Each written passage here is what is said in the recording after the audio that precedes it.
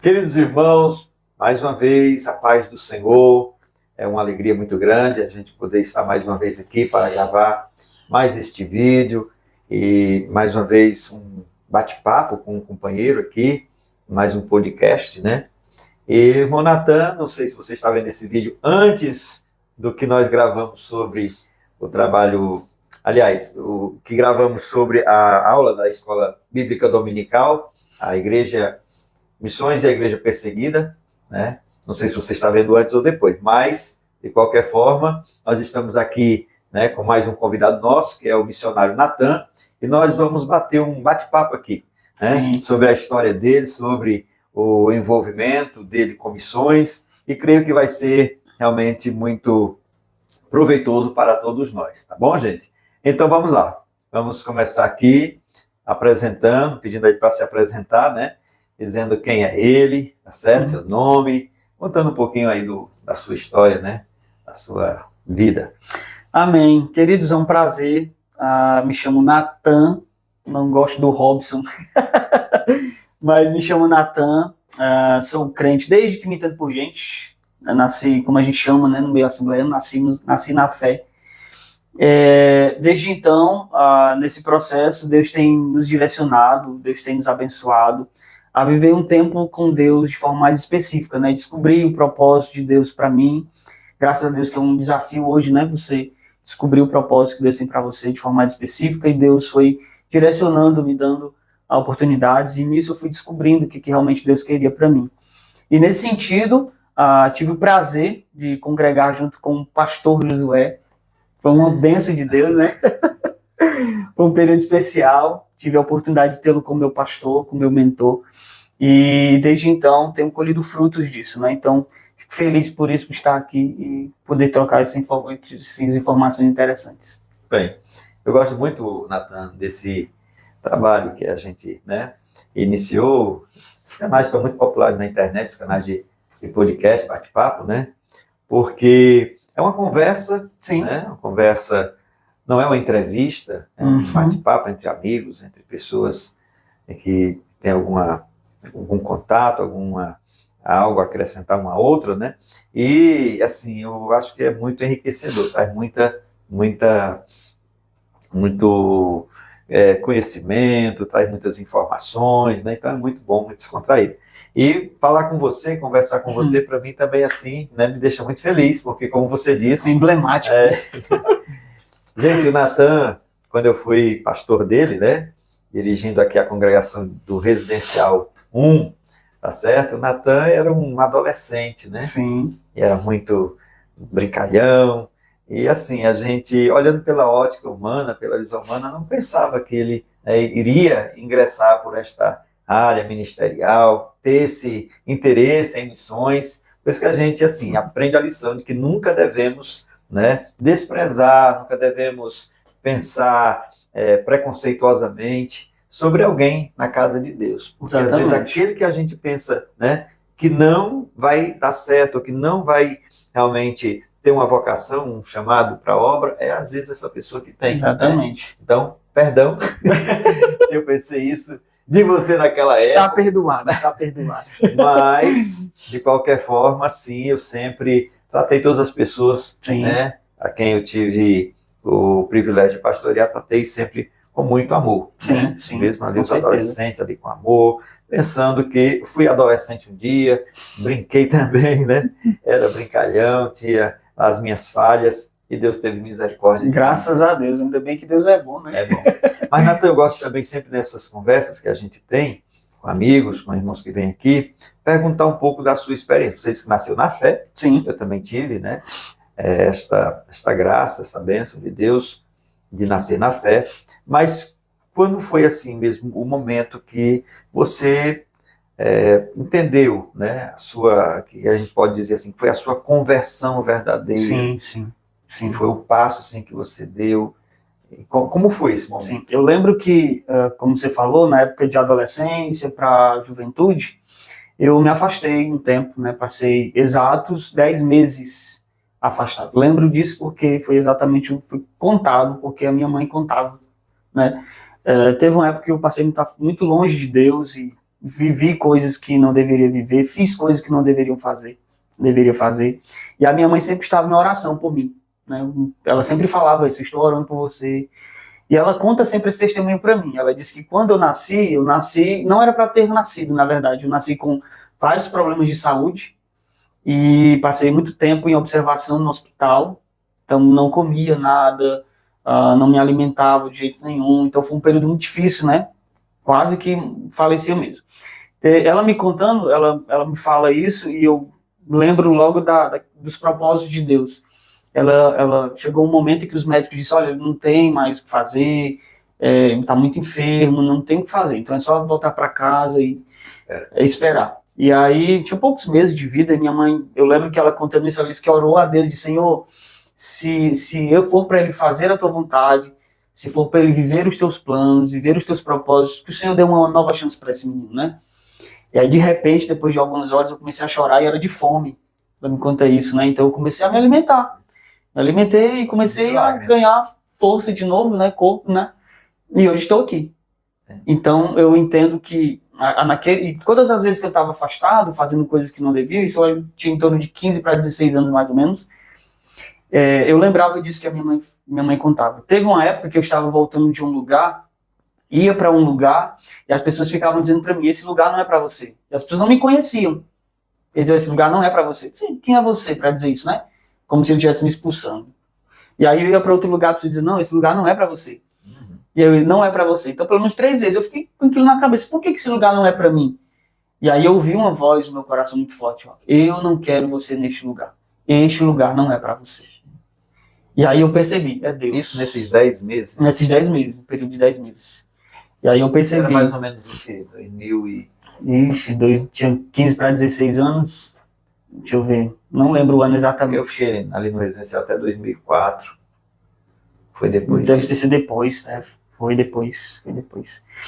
E aí, então, eu retornei, saí desse lugar, já era de madrugada, lembro, como se fosse hoje, voltando na avenida, só eu, e essa voz vindo no meu coração, esse lugar não é pra você, não é pra você. Quando eu chego, próximo à minha casa, minha mãe tá bem na porta, né, no portão me esperando. E ela estava dizendo, eu estava orando por você. E eu orava para Deus tocar no seu coração, para que você entendesse que esse lugar que você foi não era o seu lugar. E aí decidi, então, eu não posso viver outra vida senão a vida que Deus quer para mim. Então, desde então, eu entendi, o Senhor tem um plano comigo, um propósito comigo, e eu preciso viver isso de forma intensa. E esses caminhos que Deus foi me conduzindo me levou até o lugar onde eu estou, essa conscientização de que Deus tem um plano, Deus tem um propósito, Deus nos chama de forma específica para realizá-lo. Nesse sentido. Interessante. Então, Natan é um milagre, né? Perfeitamente. Ele nasceu já assim, realmente não tinha condições de viver e, no entanto, Deus, né, concedeu a ele a oportunidade porque tinha um propósito na vida dele. E depois, o Natan também saiu da casa do Senhor, foi um filho pródigo, sim, né? Sim. Mas teve essa chamada muito especial através das orações da sua mãe, né? Isso. Como é importante a oração. Oração, bem de Dos novo. pais, da mãe, né? O meu filho mais velho, ele também se afastou dos caminhos do Senhor, né? Até contar aqui rapidamente, porque serve também de edificação para muitas pessoas que oram por um filho que está afastado, né? E eu fiquei muito preocupado quando vi meu filho, né? Muito ateu, muito sem fé, sem crer mais em nada. E o Senhor, eu criei esse menino, né, nos teus caminhos. Você acompanhou, você conheceu meu filho pequeno, né? O mais velho. E aí um dia eu orei intensamente. Eu fiquei muito angustiado, né? Depois que eu vi nessa situação. Aí eu fiquei muito angustiado e passei a orar de forma muito intensa. E um dia eu estava até aqui dentro mesmo, né, do condomínio.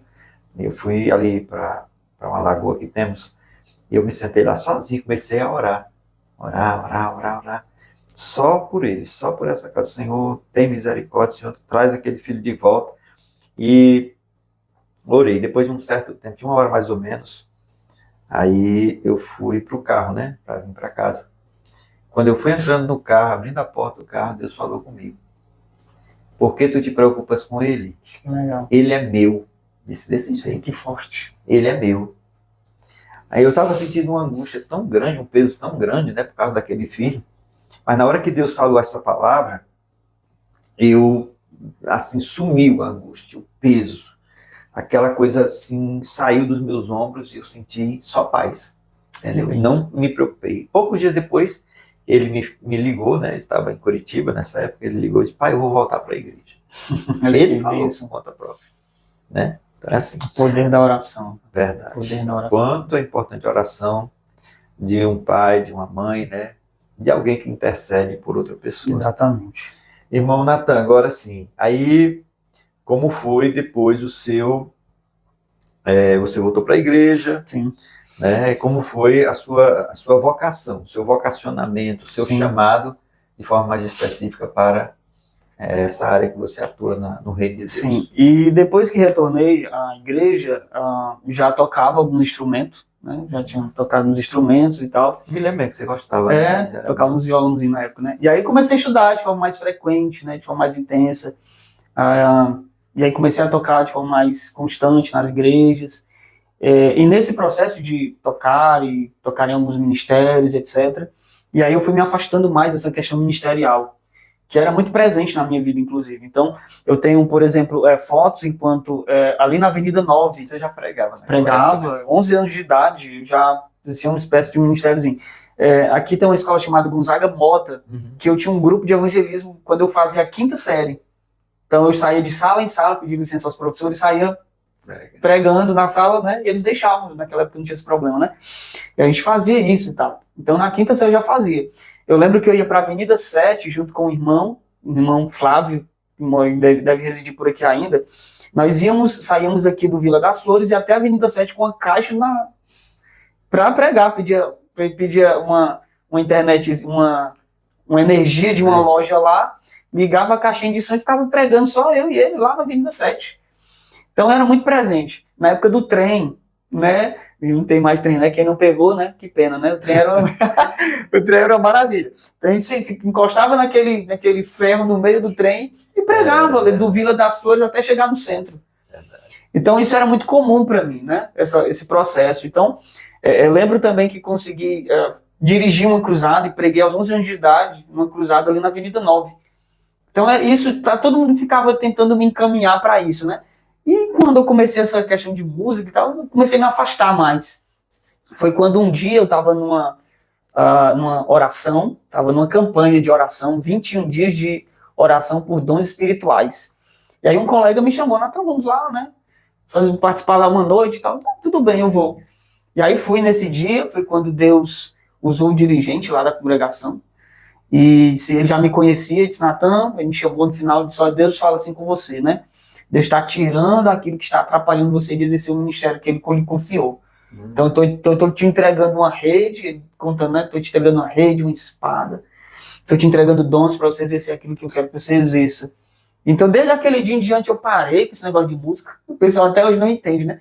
Mas eu parei, só tenho um violãozinho lá em casa para fazer o escudo doméstico. Mas parei com o instrumento, vendi tudo, me desfiz de tudo e fui me dedicar ao estudo das Escrituras. Cursar teologia, né? Participar de escolas missionárias, e foi quando começou o meu ingresso nisso que a gente chama de ministério, né? Muito bem, nós estamos aqui com o irmão Natan, que é missionário, um servo de Deus, amigo nosso, e que está nos contando aqui as suas experiências, né? E nós vamos continuar aqui perguntando ao irmão Natan, depois desse momento que Deus usou o servo dele lá para lhe falar sobre o propósito de vida que ele tinha para você, o seu chamado, né? E depois disso, qual foi o passo seguinte? Isso, depois disso eu fui para uma escola missionária, conhecida como SCANF, né? Você trabalhava? Eu trabalhava, né? E aí, secularmente, e aí eu descobri essa escola, junto com outro amigo, outro irmão, essa SCANF. Essa escola, só que aí, quando eu descobri que precisava passar 20 dias consecutivos, né, eu disse, como é que eu vou fazer isso, né, seu trabalho? Então, das duas, uma, ou eu não vou, ou eu saio do trabalho. Mas isso estava tão forte no meu coração, estava tão recente aquela palavra daquele irmão, que aí eu resolvi, então, abrir mão e ir para essa escola missionária e viver essa experiência, né. Foi quando eu fui, no ano de 2012, em janeiro de 2012, viver essa experiência lá em Alto Santo, Alto Santo. Vivi um período de... Aqui no Ceará. Isso, aqui no Ceará. Momentos Isso aqui pode ser que esteja sendo visto, nosso vídeo aí por alguém de outro estado, né? Isso. Das referências. Exatamente. E aí vivi esse período de 20 dias, servi em uma comunidade chamada Baixio Grande, que é como se fosse um distrito de Alto Santo, né? Uhum. E aí vivi experiências fantásticas com o Senhor e percebi que ali estava descortinado para mim o propósito dele para a minha vida, né? Que era pregar o evangelho, anunciar as boas novas de Jesus aonde quer que eu fosse. Uhum. E aí eu vivi esse período, voltei para casa, né? Voltei para casa e recebi a ligação do meu antigo chefe, para que eu retornasse para o trabalho, voltasse para a empresa onde eu trabalhava, né? Satan, volte, né, e tal. Eu disse, não estou fazendo nada, né, então vou retornar. E aí retornei para o trabalho, mas aquilo ficou tão estranho para mim. Vivi algo intenso durante 20 dias e agora voltar para um regime de trabalho, isso me deixou assim angustiado. Foi quando eu recebi um convite para voltar para uma escola missionária, para servir como obreiro dessa escola. Não pensei duas vezes e saí de novo do trabalho, né? Pedi as contas e fui servir de novo nessa escola. E aí, desde então, julho de 2012, saí dessa escola e fui, por fé mesmo, né, viver numa base missionária. No ano de 2012, na época acho que era em agosto, mês de agosto, quando eu ingressei nessa escola.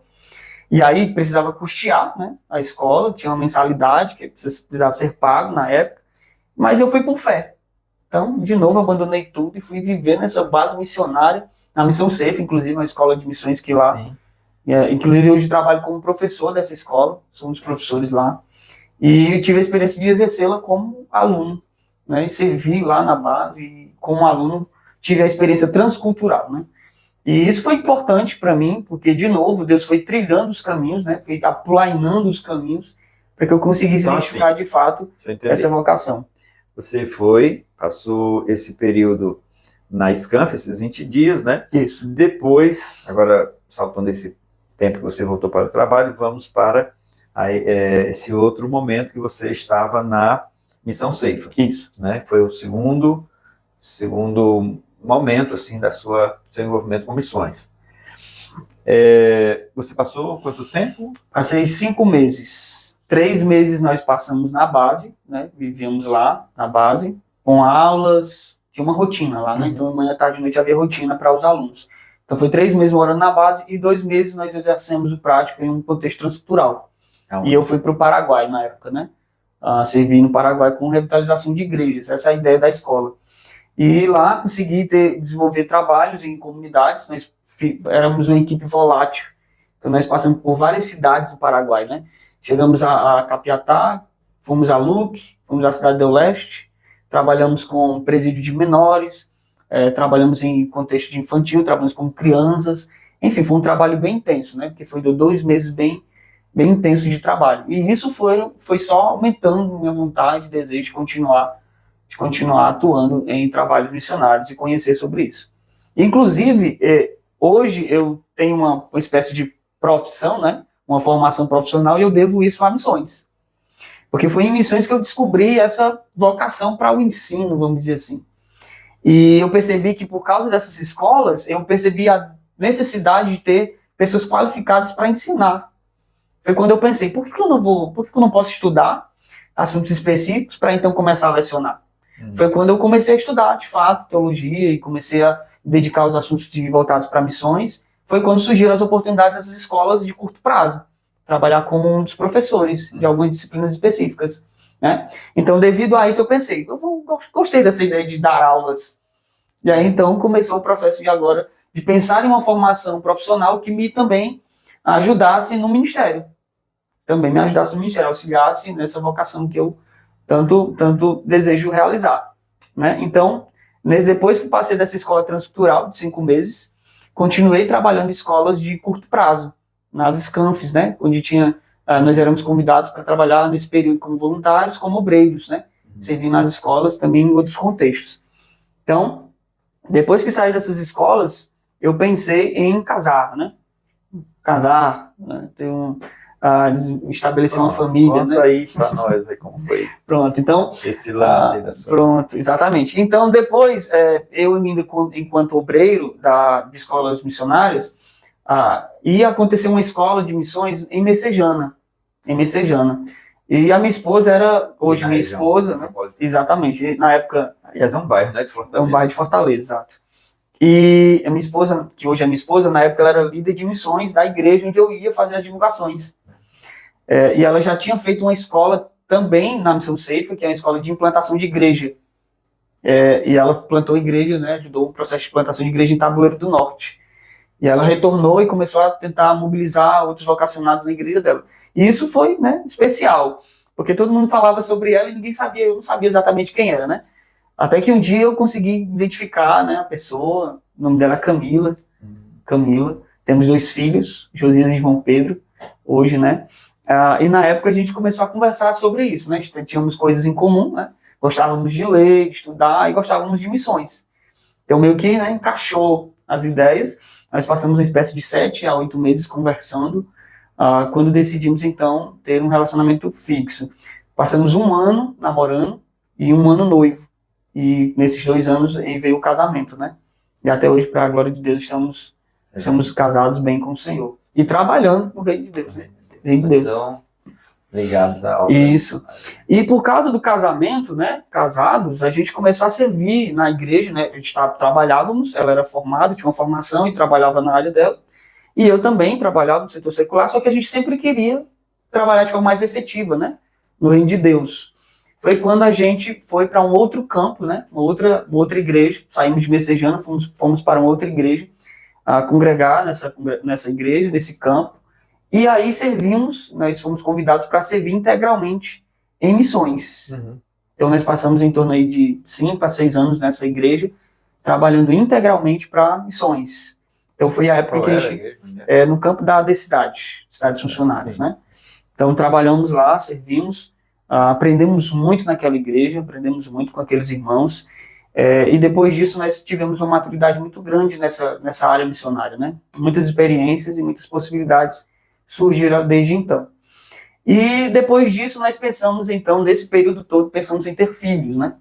E hoje eu entendo que a minha vocação principal, minha vocação primeira é pastorear minha família, né?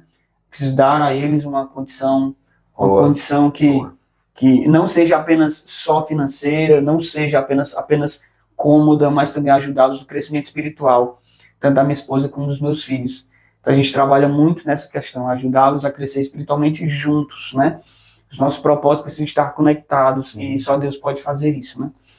Bem, eu notando aqui, Nathan, que nós temos muito em comum. Que bom. Porque até nossa blusa tá... Até nossa blusa hoje tá igual. Foi coincidência, viu? Não foi nada combinado. Verdade. Aí, assim, eu também sou formado em língua portuguesa, né? Assim como você. Sim. E também, assim, fui atraído pelo magistério exatamente por esse meu envolvimento com a igreja, né? Essa facilidade de comunicação, essa facilidade de ensinar já nas escolas dominicais, né? Pregar. E aí eu me senti realmente atraído pela área do ensino, né? E aí ingressei, certo? Foi nesse ponto. Foi exatamente nesse mesmo sentido, exatamente. Muito bem. Nathan, aí depois da Missão Ceifa e desse período de realmente trabalho lá na cidade, aí como é assim, o que aconteceu, como é que está? Sim, aí depois disso, né, nós saímos da cidade, ficou distante, né, da igreja para a nossa casa, e nós fomos congregar no campo de Fortaleza, né, Pastor Antônio José. E eu decidi então, a partir disso, exercer o magistério de forma mais efetiva, né? E então estou trabalhando em escolas, né? Atuo como professor de redação, escolas de ensino língua médio portuguesa, pública, né? Escolas particulares, Fundamental 2, né? Trabalho Fundamental 2, exatamente. E aí fui mais para essa área. E surgiram outras oportunidades no sentido de mobilizações missionárias. Nós temos contato hoje e atuamos na Associação Etnos. Pronto. Está exposta aqui, né? A gente colocou essa imagem aqui, viu, pessoal? Isso. Queria que ele falasse um pouco sobre esse projeto. Pronto. E aí nós, encabeçado por um casal, com um amigo nosso, o Daniel e a Merielle, eles tiveram a ideia e o projeto vindo do Senhor de criar uma associação que trabalhasse com povos minoritários aqui no Brasil.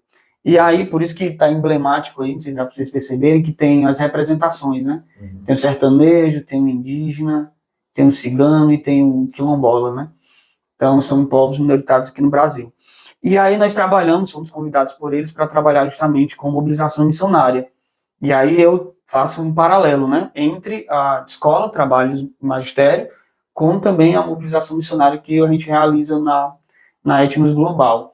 E a escola Etnias, é uma escola de missões a curto prazo, que vai acontecer em janeiro, né? Que vai trabalhar no sertão de Jaguaretama. Aí tem aquele período. Exatamente. É o menor tempo, né? Do dia 7 ao dia 8, então um tempo menor, não são uns 20 dias, né? E trabalha especialmente no contexto sertanejo. Eles vão trabalhar em Jaguaretama. Jaguaretama, no sertão lá. 7 a 18. 7 a 18, né? Então, é uma escola que tem trabalhado... Isso, e vou trabalhar com... Vou estar na abertura, pregando na abertura da escola, e vou dar a primeira aula de discipulado. Eu vou trabalhar com um dos professores na escola lá. E essa escola tem sido uma bênção para a gente, porque a gente, mesmo estando em um contexto secular, né, ou seja, trabalhando, né, secularmente, a gente consegue ter contato com missões por meio dessa associação.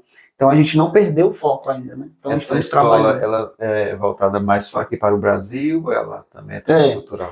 Existem umas parcerias que o diretor da escola, que no caso é o Daniel, ele está fazendo com o Moçambique. Ele ama muito a nação moçambicana e existem algumas parcerias voltadas para atuação em Moçambique. Na verdade, a ideia é nós fazermos uma espécie de um contexto mais transcultural também. Então, ele está fazendo essas conexões, mas hoje nós trabalhamos especificamente aqui no Brasil com esses povos aqui representados, né? Especialmente os sertanejos e os ribeirinhos, né? Há uma parceria direta também com a Igreja de Belém do Pará, né? Com uma outra missão lá, né? E aí a gente faz esse paralelo com comunidades ribeirinhas, sertanejos, e tenta trabalhar com mobilizações missionárias em igrejas locais também. Essa já é a primeira vez que vai... A segunda edição da escola, né? Teve uma outra em Piquet Carneiro, né, que foi sediada pela igreja, o campo de Piquet Carneiro, pastor Gabriel, e esta é a segunda edição. Bom, Natan, eu queria assim que você também nos contasse alguma experiência, né? Um testemunho, algo assim que marcou na sua trajetória. Sei que você é uma pessoa bem jovem ainda, né? Você acha? Mas, assim, sempre quem atua na obra de Deus, principalmente em missões, né? Sempre tem a oportunidade de ver milagres, de ver coisas realmente, assim, extraordinárias acontecendo. Tem algum fato específico que você poderia nos contar? Pelo menos um? Sim, tem um que me marcou, que foi quando eu estava em Baixio Grande, é um distrito de Alto Santo. Nós estávamos pregando na comunidade lá, saímos para evangelizar, só que as pessoas eram muito hostis, né? A nós, devido à forma como se desenrolou o evangelho lá, enfim, o tratamento das igrejas naquela localidade. E as pessoas eram muito hostis à mensagem do evangelho. E nós pensamos, como é que nós vamos conseguir alcançar esse povo, né? Então, nós chegamos nas casas e tentávamos prestar algum tipo de serviço para eles, né? Então, se estivesse precisando de lavar uma louça, a gente disponibilizava para lavar uma louça. Se estivesse precisando de varrer uma casa, nós nos disponibilizávamos para varrer uma casa. A gente estava disponível para o povo, né? Então a gente chegava e não começava a pregar logo de início, né? Nós criávamos um laço de relacionamento com a comunidade. E isso foi gerando uma espécie de empatia da comunidade com a gente. E aí, eu lembro que a gente fez um primeiro culto lá que só tinha o pastor, a esposa dele e nós. Um grupo de 5 pessoas. Aí disse, cadê o povo, né? Tem uma comunidade desse tamanho, né? Só tem a gente. E aí a gente pensou, né? A gente precisa trabalhar de forma mais relacional com a comunidade. E assim nós fizemos. Eu lembro de um testemunho interessante, por causa dessa relação, um grupo de jovens que era muito relevante lá na comunidade. Só tinha eles lá, né? Eram muito presentes, muito influentes. E aí teve um culto que a gente decidiu fazer um culto de jovens, né? Um culto de jovens. E aí esses jovens, a gente passando nas casas, decidiu ir para o culto. E eles foram, e a gente criou um laço, né, um relacionamento, e ficou um negócio bem legal. A ponto de uma das meninas que não conseguiu ir no dia, ela era uma espécie de comerciante lá do local, ela tinha uma adega no quarto dela, né? Ela dizia que tinha uma adega no quarto, onde tinha todas as bebidas, ela dizia essas coisas. Só que aí, por causa do relacionamento que a gente passou a ter, quando a gente estava perto de sair da cidade, né, da comunidade, ela chegou para mim e confessou pra gente que tinha lançado todas as bebidas fora. Jogou tudo fora, né? Derramou tudo. E até a mãe dela se espantou. Como é que você faz isso, né? Mas justamente por causa dessa interação.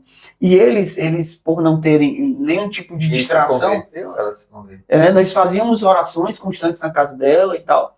Até que na saída nossa da cidade, né, da comunidade, nós dissemos, vamos fazer um culto de despedida. Vamos, mas onde é que nós vamos fazer? Vamos fazer na igreja. Aí o pastor disse, vamos fazer aqui. Eu disse, não, pastor, acho que aqui não vai dar, gente. Não vai dar para caber todo mundo. Disse, não vai dar, toda vida dá. Vamos tentar fazer na praça da cidade. Não, acho que tudo bem, já que vocês insistem, né? Nós fizemos o culto de despedida na praça da cidade. E Josué, para surpresa nossa, toda a comunidade em peso estava lá. Em peso.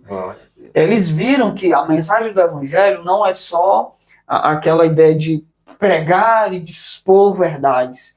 É também de viver verdades. É viver verdades. É apresentar Cristo de forma relacional. E eu lembro de uma jovem chamada Letícia, na época. Ela deixou de comemorar o aniversário dela com os familiares para comemorar o aniversário de um integrante nosso da equipe comendo um bolinho de padaria na casa de uma pessoa. Então ela preferiu comer o bolinho de padaria do que comemorar a sua própria festa em sua casa. Então a gente percebeu que ali estava gerando laços de relacionamentos importantes. E a partir disso nós entendemos que Deus estava começando a trabalhar. E eu lembro que um deles disse assim, Natan, tudo que vocês estão fazendo aqui não é em vão. Está sendo plantado sementes aqui. E essas sementes, elas germinarão.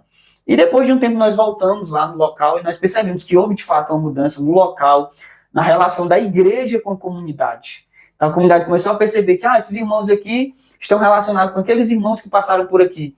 A gente vai começar a dar um voto de confiança para eles, começaram a ir à igreja. Então os cultos já não eram mais só o pastor e a pastora, era agora a comunidade também participava. Então isso foi uma vitória e uma experiência interessante que eu vivi logo no início. É lindo, né? Jesus faz essas coisas, o evangelho. Evangelho. E a forma, a abordagem, né? Porque às vezes a gente se prende muito ao tradicional. Isso. Tem que ser com a caixa de som, gritando, Isso. né? Cantando os trezinhos da harpa, né? Mas às vezes é necessário a gente fazer o uso de outras estratégias, né? Como o Paulo. Paulo, ele tinha várias formas de abordagem, né? Exatamente. E fica para nós também. Irmão Natan, atualmente você, assim, como é que está atuando na obra? Estou, pela graça de Deus, sirvo as igrejas, né, com a pregação. Então, geralmente, quase todos os domingos eu estou em alguma congregação trabalhando com mobilização, pregação, servindo aos irmãos com aulas, né. Sirvo também como professor em algumas escolas missionárias. Então, hoje estou atuando especificamente nisso, né. Se alguém quiser lhe convidar, como é que faz? Viu aqui o vídeo, né? Tem o seu Instagram. Enfim, tem o Instagram, que é Natan Santos, você pode entrar lá e pode fazer contato. Mas Deus tem trabalhado, direcionado a ministério em relação a essas atividades de ensino, de pregação, de mobilização missionária. E para a glória de Deus, a gente tem conseguido servir a Deus, né? Eu sempre digo que o mais importante é estar fazendo alguma coisa para o Senhor. Seja no âmbito público, no âmbito privado, mas é importante estar atuando na igreja do Senhor. Eu sempre também gosto de trabalhar em comunidades locais, não abro mão de servir a minha igreja local. Então, sou professor de escola bíblica, com muito orgulho, amo a escola bíblica, amo demais. Então, sirvo lá. Mais um ponto em comum. Escola bíblica exatamente. É o meu forte, né? Então, a gente tenta servir a igreja, tenta servir os irmãos como a gente pode, esperando o Senhor sempre, né? Sempre na direção. Ainda tem desejo de ir para a obra missionária, para o campo missionário? Desejo a gente sempre tem, né? A gente não sabe como isso vai acontecer. Promessas também. Só que a gente percebe que Deus está caminhando a gente para um processo mais estático, né? Vamos dizer assim. Ou trabalhar em uma comunidade local, servir os irmãos de maneira mais individual, trabalhar com ensino, mobilizar missões de maneira mais pública, vamos dizer assim, né? Então a gente não tem em mente agora sair para uma outra comunidade, a não ser que Deus mude os nossos planos, mas estamos bem flexíveis à vontade do Senhor. Se Deus nos direcionar, iremos com o maior prazer, sem nenhum problema. Fale só, para a gente estar concluindo esse nosso bate-papo, eu falei um pouquinho sobre, deixando uma mensagem, né, sobre a relevância, a importância de missões, né, como através desta obra, Deus tem salvo muitas pessoas, né? Deixa uma mensagem sobre missões, a importância das pessoas se sentirem, né, realmente desejosas de também conhecer mais a obra missionária e fazê-la. Queridos, eu sempre gosto de pensar sobre vocação e propósito. Então Deus, ele tem um propósito, ele tem uma vocação para todos nós. E ela está registrada na Escritura, né? Pedro diz que nós somos sacerdócio real, nação santa e povo exclusivo de Deus, para anunciar as verdades daquele que nos chamou das trevas para a luz. Então está posta sobre nós uma responsabilidade de anunciar o Evangelho, seja em um contexto transcultural, seja no contexto local, seja no âmbito familiar. É importante que você seja uma representação de Deus onde você estiver, uma representação do Evangelho onde você estiver. Seja um cristão relevante onde você estiver, fazendo o que você estiver fazendo, seja na sua profissão onde você está exercendo, ou qualquer outra atividade que você queira exercer futuramente. Tudo tem que estar em torno desta vocação maior, que é representar Cristo no mundo, pregando o Evangelho onde você estiver. Então, que você viva isso, não apenas teoricamente, mas viva isso, pratique isso, para que então Deus receba toda a glória pelos feitos dele na sua vida. Amém. Gente, nós estamos por demais felizes, né, pela oportunidade de ter o irmão Natan aqui. Já é o terceiro missionário que a gente traz aqui. Eu lembro, já trouxemos o Robert Van, já trouxemos o Fran, né, e agora o Natan, tudo com ano no final. Muito bem, nós estamos gratos a Deus por ter ouvido aqui o depoimento, o testemunho dele, né, e feliz do que Deus fez na sua vida, né. Amém. É sempre bom ver como Deus, ele continua a vocacionar, como o Espírito Santo continua a chamar pessoas, né? Sim. A gente fica feliz porque esta obra, ela tem continuidade, ela não vai parar. A obra de Deus não vai parar até a vinda de Cristo. O Senhor vai estar chamando pessoas, vocacionando, capacitando, né? Enviando, usando. Ele é poderoso, é maravilhoso. Ele é o Senhor da obra e é o Senhor de nossas vidas, né? Então, Natan, deixa as suas considerações finais, sua despedida, para a gente encerrar nossa conversa. Queridos, que esse bate-papo tenha servido para seu crescimento espiritual, né? Esses testemunhos que foram contados aqui são meus, e Deus quer que você viva os seus, né? Deus tem um plano para você, Deus tem uma obra que precisa ser realizada por sua vida, por seu intermédio, e a minha palavra é: viva os planos de Deus, viva os planos de Deus, descubra em Deus aquilo que Ele tem para você, porque Deus tem grandes coisas para fazer por seu intermédio. Em nome de Jesus. Pois é isso, irmãos, nós estamos encerrando por aqui. Deus abençoe, curta, compartilhe, comente, se inscreva se não for inscrito, se já é, nosso muito obrigado e até a próxima, que Deus abençoe a todos vocês em nome de Jesus. Amém. Amém.